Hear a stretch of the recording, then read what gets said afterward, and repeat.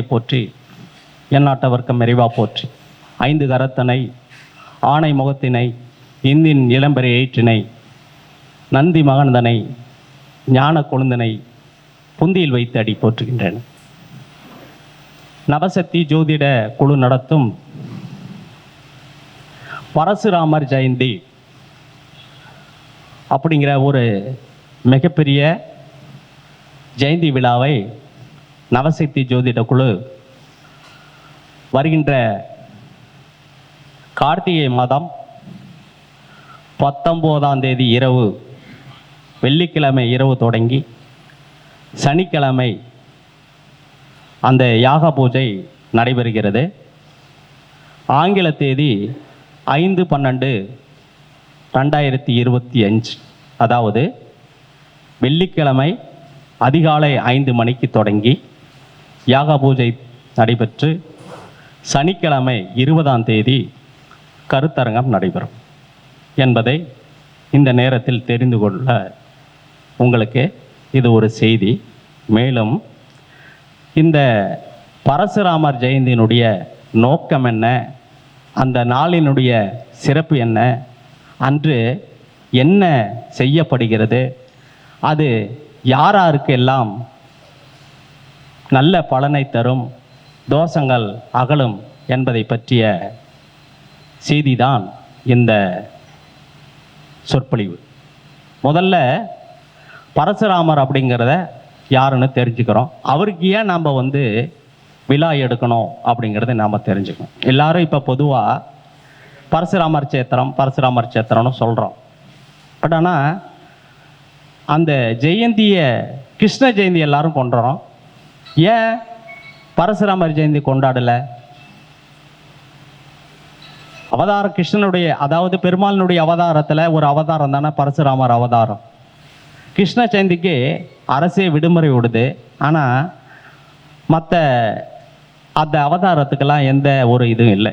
அப்போ கிருஷ்ணன் அவதாரத்தில் மக்களுக்கு ஏதோ கிருஷ்ணன் செஞ்சுருக்கிறாரு, பரசுராமர் அவதாரத்தில் எதுவும் செய்யலை.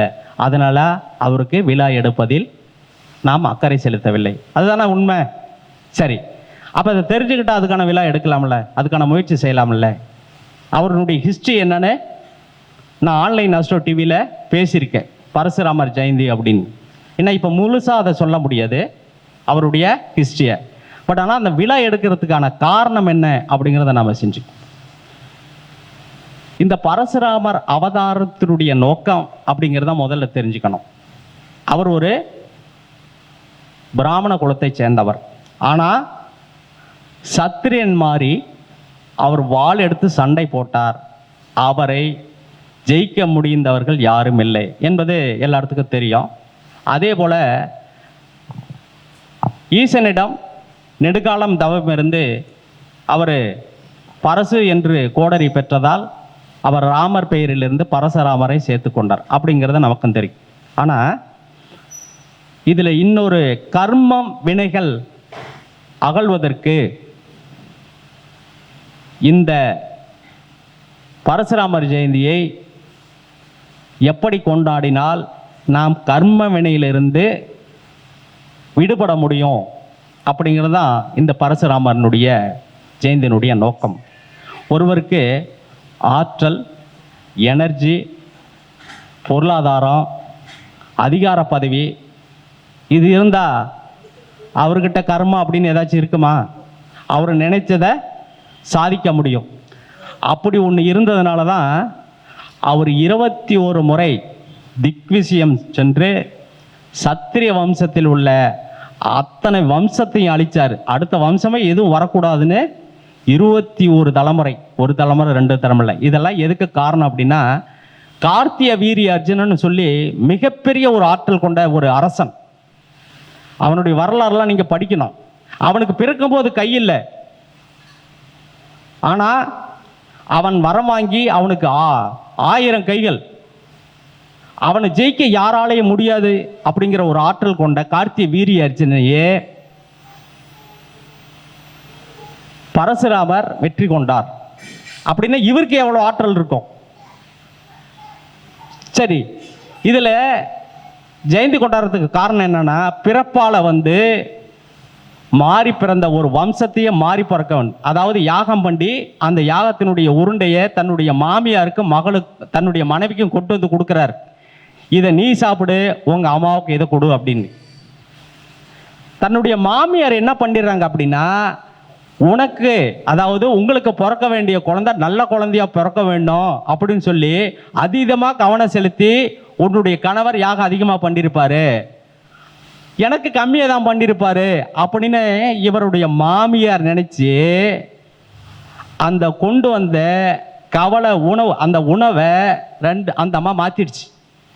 2 பேர்த்துக்குமே குழந்தை இல்லை, அம்மாவுக்கும் வாரிசு இல்லை, இவளுக்கும் குழந்தை இல்லை. சில ஆனதுக்கப்புறம் அவர் யாகம் பண்ணுறாரு ரிஷிகர்.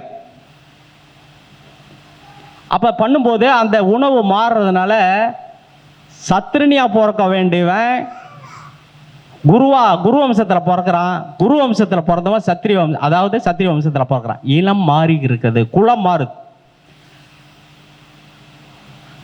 அப்போ வேதம் படிக்க வந்தவன் கத்தி எடுக்கிறான், கத்தி எடுத்துக்கிட்டு இருந்தவன் வேதம் படிக்கிறான். இப்போ பரசுராமனுடைய தந்தை ஜமதத்த முனிவர், அவர் வேதம் படிக்கிறவர். ஆனால் இவருடைய மகன் பரசுராமர் கத்தி எடுத்துக்கிட்டு 21 தலைமுறையை அவங்க அப்பாவை கொண்டவன் 21 தலைமுறையை அந்த வம்சமே தலையக்கூடாதுன்னு போறார். அந்த பக்கத்தில் சத்திரிய வம்சம் இருந்த கௌசிக மன்னன் எனக்கு இந்த நாடு வேண்டாம் ஒன்று வேண்டான்னு நான் காயத்ரி மந்திரத்தை கண்டுபிடிக்கிறாரு. அந்த காயத்ரி மந்திரத்தை கண்டுபிடிச்சவர் யாரு? விஸ்வாமித்திரர். அவர் ஒரு அரசர். ரெண்டுமே மாறி கிடக்குது. அதே போல தன்னுடைய தாயை வெட்டிவிட்டு தந்தை கிட்ட போய் ஆசீர்வாதம் அந்த கமண்டத்தில் இருந்த நீரை வாங்கிட்டு தெளிக்கும் போது, இணைச்சி வச்சு தெளிக்கும் போது உருவத்தை மாற்றி வச்சு தலைப்பகுதியாக தலை ஒரு பகுதியாக தலையும் பிண்டமும் மாற்றி வச்சிடறாரு. அப்போ அங்கேயே ஒரு தோஷம் வந்துடுது. அப்போ இத்தனை தோஷத்தையும் உண்டாக்கினவர் யாரு? பரசுராமர். அந்த பரசுராமர் கடைசீட்டில் போய் கேரளா மண்ணில் தியானம் பண்ணி தனது தோஷத்தை பூரா கழிக்கிறார். அப்போ வம்ச தோஷத்தை நாம் யார் மூலியமாக கழிக்கலாம்? பரசுராமர் ஜெயந்தி மூலியமாக கழிக்கலாம். சரி சார், இதில் இந்த யாகத்தில் யார் யார் கலந்துக்கலாம், என்னென்ன தோஷம் உள்ள கலந்துக்கலாம் அப்படின்னு பார்த்தீங்கன்னா, இந்த குரு சந்திரன் சேர்க்கை உள்ளவர்கள் முதல்ல. ரெண்டாவது, இந்த நாம யோகத்தில் கெட்ட நாம யோகம்னு சொல்கிறாங்கல்ல, அந்த கண்டம், அதிகண்டம், வைதிருதி, வியாதிபாதம், இந்த நாம யோகத்தில் பிறந்தவர்கள் இவங்க வம்ச தோஷத்தில் கண்டிப்பாக கொலை பழிவாங்கல் மூலயமா நிறைய விஷயங்கள் நடந்திருக்கும். அதனால தான் அந்த நாம யோகத்தில் பிறந்திருப்பாங்க. அதே போல ஜாதி விட்டு ஜாதி கல்யாணம் பண்ணி தன்னுடைய குடும்பத்தாரோடு சேராமல் உள்ளவர்கள், மதம் விட்டு மதம் மாறி தன்னுடைய குடும்பத்தோட சேர முடியாதவர்கள், தாய் தந்தை எல்லா வசதிகளையும் செய்து கடைசி காலத்தில் அவர்களை அனாதியாக விட்டு பின்பு தோஷம் என்று ஜோதிடர் கூறும் பின்பு தோஷ நிவர்த்திக்காக அலையும் நண்பர்கள். இந்த மாதிரி பொருளாதாரத்தில் எனக்கு எந்த வேலை செய்யறதுக்கும் ஒரு தைரியம் இல்லை, தன்னம்பிக்கை இல்லை, விடாமுயற்சியாக எந்த வேலையும் என்னால் செய்ய முடியலன்னு யாரெல்லாம் நினைக்கிறாங்களோ அவங்க இந்த யாகத்தில் கலந்துக்கலாம். சார் ஒன்று, அப்படி கலந்துக்க முடியாதவங்க, நான் வெளியூரில் இருக்கா சார் என்னால் வர முடியாது, வெளிநாட்டில் இருக்கிற என்னால் வர முடியாது அப்படின்னு சொல்கிறவங்க முதல்ல கூகுளில் போய் முதல்ல சர்ச் பண்ண வேண்டியது வாட் ஆர் பெனிஃபிட் டு ஹோமா அப்படின்னு சர்ச் பண்ணுங்க.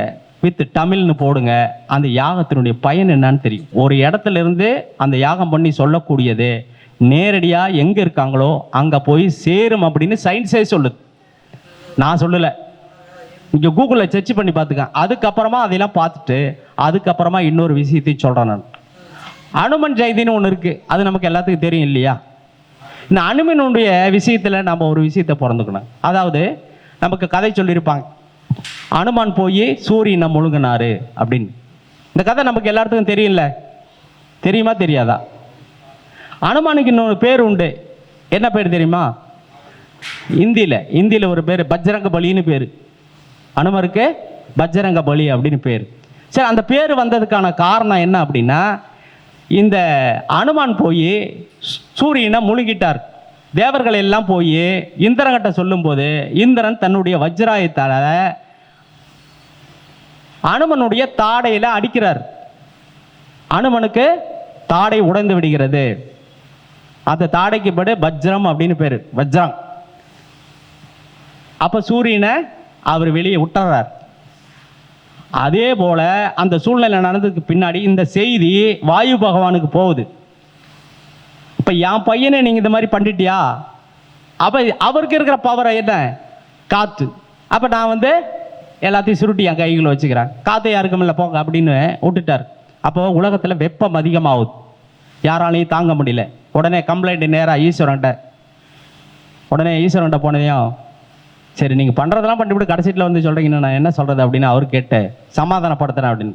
சமாதானப்படுத்தினா ஒத்துக்குவாங்களா, பரிகாரம் ஏதாவது அதுக்கு ரெமெடி கொடுக்கணும்ல அப்படின்னு. உடனே இங்கே வா அப்படின்னாரு. இனிமேல் உனக்கு பலம் அதிகம் அப்படின்னு அவர் ஒரு வரத்தை கொடுக்குறாரு. இந்திரன் என்ன வரம் கொடுக்குறான் அப்படின்னா, இந்த வஜ்ராயுதத்தில் தானே அடித்தேன், இந்த வஜ்ராயுதத்துக்கு என்ன பவர் அப்படின்னா ஆற்றல் மிகுந்தது, மிகவும் சக்தி வாய்ந்தது, ரொம்ப சக்தி வாய்ந்தது, அந்த மாதிரி உடம்பு இருக்கும் அப்படின்னு அவர் வரத்தை கொடுத்துட்டார். வர்ண பகவான் என்ன சொல்றாரு, என்னால் உனக்கு எந்த தொந்தரவும் வராது, நீரால உனக்கு எந்த தொந்தரவும் வராது அப்படின்னு அவர் ஒரு வரத்தை கொடுத்துட்டார். சரி, இது எல்லாம் எந்த நாளில் நடக்குது, இந்த நேரத்தில் இந்த நிகழ்வு நடந்தது, எந்த மாதத்தில் இந்த நிகழ்வுலாம் நடந்தது அப்படின்னு பார்த்தீங்கன்னா, நான் சொன்னனே அந்த கார்த்திகை மாதம் அந்த 15 அந்த 19 20 தேதியில் நடக்கும். அப்போ அந்த நாளில் மிகப்பெரிய ஒரு ஆற்றல் கிடைக்குது. ஓரியன் பெல்ட்டுன்னு யூடியூப்பில் சர்ச் பண்ணுங்க. அந்த ஓரியன் பெல்ட்டில் 3 ஸ்டார் வரும். 3 ஸ்டாரில் 2 ஸ்டார் ரொம்ப பிரைட்டான ஸ்டார், 1 ஸ்டார் பிரைட் கம்மி. அதை அரபி மொழியில் அல்கலைன் அப்படின்னு பேர் 2 பேர் வச்சுருக்காங்க. அதுக்கு என்ன அர்த்தம் அப்படின்னா, அல்கலைன் அப்படின்னா எல்லாமே நியூட்ரல்னு அர்த்தம். நியூட்ரல் சமப்படுத்தக்கூடியதுன்னு அர்த்தம். அந்த நட்சத்திரத்துக்கு பேர் என்ன தெரியுங்களா,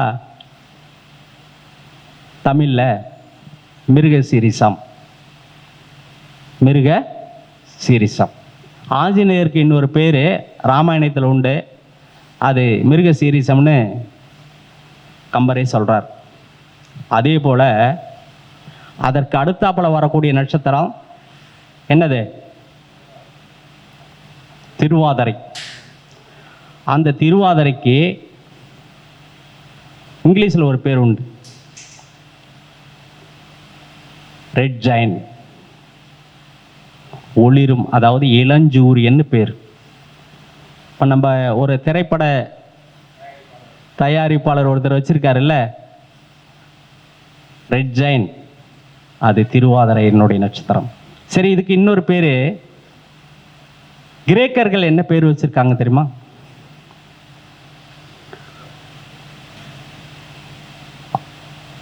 பெட்டல் ஜூஸ் அப்படின்னு பேர். பெட்டல் ஜூஸ், அதாவது நம்ம பாக்கு வெத்தலை சுண்ணாம்பு எல்லாம் ஒட்டுக்கா போட்டு மின்னும் ஒரு சிவப்பு வருது இல்லை, நம்ம வாய் ஒரு சிவப்பு இருக்குதுல்ல, அந்த சிவப்புக்கு பேர் என்ன, பெட்டல் ஜூஸ் அப்படின்னு அவன் வச்சிருக்கான். இந்த இரண்டும் ஒன்றாக ஒரே நாளில் எந்த நாளில் வருதோ அந்த நாள் இந்த பிரபஞ்சத்தில் மிகப்பெரிய ஆற்றல் உள்ள நாள். நான் சொல்ல, சயின்ஸ் சொல்லுது. அந்த நாளில் தான் ஆஞ்சநேயர் போய் அந்த சூரியனை விழுங்கின நாள். அப்போ இவங்கெல்லாம் குடுக்காட்டி போனாலும் ஆஞ்சநேயருக்கு அந்த சூரியனுடைய ஆற்றல் அந்த நாளில் கிடைச்சிருக்கு. அதே போல இந்த திருவாதிரை நட்சத்திரம் என்பது பல லட்சம் சூரியனுக்கு சமமான ஒரு நட்சத்திரம் திருவாதிரை. சூரியனை விட பல லட்சம் மடங்கு பெரியது. அந்த நாள் 2 நட்சத்திரங்களில் வர நாளில் நாம் அந்த ஆற்றலை நமக்கு ஏதாவது ஒரு ரூபத்தில் இந்த பிரபஞ்சமிடமிருந்து வாங்க வேண்டுமென்றால் யாகத்தின் வழியாக வாங்குவதை தவிர வேற எந்த வழியிலும் உங்களால் வாங்க முடியாது. கும்பாபிஷேகம் எப்படி பண்றாங்க? கும்பாபிஷேகம் எதுக்காக பண்றாங்க? எப்படி அது எதுக்காக பண்றாங்க? விண்ணில் இருக்கும் ஆற்றலை மண்ணில் இருக்கும் ஒரு உருவத்திற்கு கொண்டு வரும் நிகழ்வு தான் கும்பாபிஷேகம். அதுக்கு அங்க முக்கியமா பயன்படுவது எது? யாக வேள்வி, ஹோம குண்டம் அப்படின்னு சொல்றோம் இல்லையா? அந்த மாதிரி வளர்த்து தான் அந்த ஆற்றலை நாம் பெற முடியும். அப்போ அந்த ஆற்றல் அதிகமாக இருந்ததுன்னா நம்மளுடைய நெகட்டிவ் தன்மை குறைந்து பாசிட்டிவ் தன்மை அதிகமாக இருக்கும். அப்படிங்கிறதுக்காக தான் அந்த விழா எடுக்கப்படுகிறது. உங்களுக்கு விருப்பம் உள்ளவர்கள் இதை முன்பதிவு செய்து கொண்டால், நாங்கள் இப்போ முதல்ல சின்னதாக ஒரு மண்டபத்தை பார்த்து தான் செய்கிறோம். அது அதிகமாக கூட்டம் வந்துடுச்சுன்னா எங்களாலையும் கட்டுப்படுத்த முடியாதுங்கிறதுனால முன்னாடி ஒரு 10 நாளுக்குள்ளே எங்களுக்கு நீங்கள் புக்கிங் பண்ணால் தான் நாங்கள் அடுத்த மண்டபத்தை பார்க்கணுமா வேண்டாங்கிறது முடிவு செய்ய முடியும். அதனால் இந்த தகவலை நான் உங்களுக்கு முன்னறிவிப்பாக கூறிக்கொள்கிறேன். விருப்பம் உள்ளவர்கள் இந்த இதில் கலந்து கொண்டு பயன்பெறுமாறு கேட்டுக்கொள்கின்றேன். என்னுடைய தொலைபேசி எண் 95 85 32 80 32. வாழ்க வளமுடன், வாழ்க வையகம். நன்றி, வணக்கம்.